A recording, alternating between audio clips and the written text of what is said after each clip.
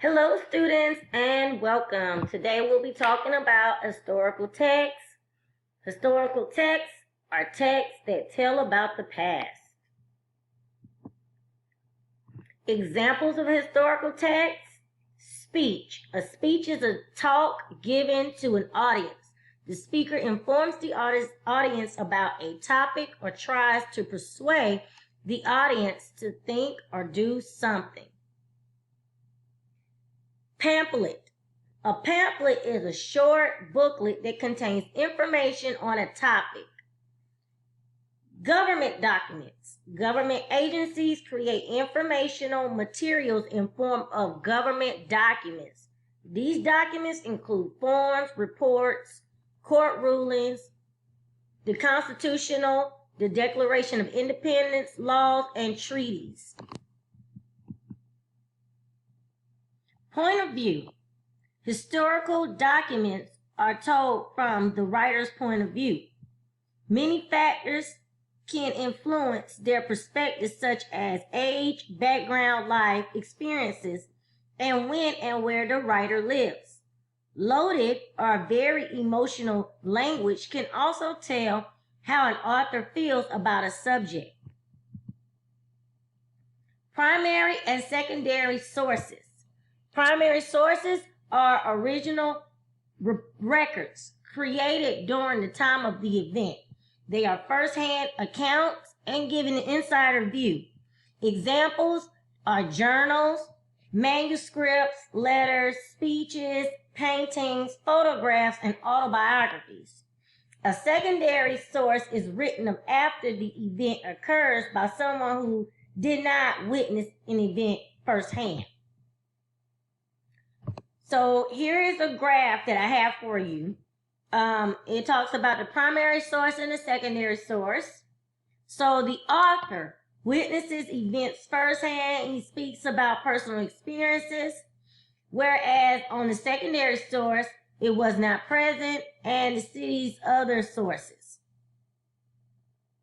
The author knows about the events or people from direct observation or experiences for the primary source.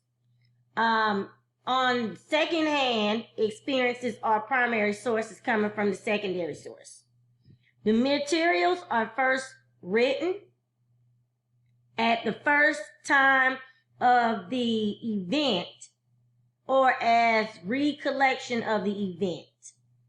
That's under the primary source. Secondary source of this is after the events occur. The point of view is usually in first person under primary source, and under secondary source is usually third person. Graphic features. In historical texts, authors often include graphic features to help readers better understand the information presented. Here's a timeline. A timeline shows a sequence of events in the orders that they happen. You can look at my timeline here. 1931, the drought begins. In 1932, the dust storm increased. In 1933, Emergency Farm Mortgage Acts happened. 1934, the drought spreads to 27 states. In 1935, the Drought Relief Services was created. So here's a map. A map displays the location of things or places. And this is a map of that drought based on the timeline that we just looked at.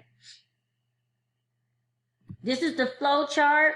A flow chart shows steps in a process or how things relate to one another using arrows or connecting lines. Applying for disaster assistance. You apply online or by phone, provide description of losses and other information. You wait for an inspector to visit and file the report. And then last, you receive funds for repairs or letters of denial. And that is our short presentation for today on historical texts. Thank you for watching, and I will speak to you soon. Goodbye.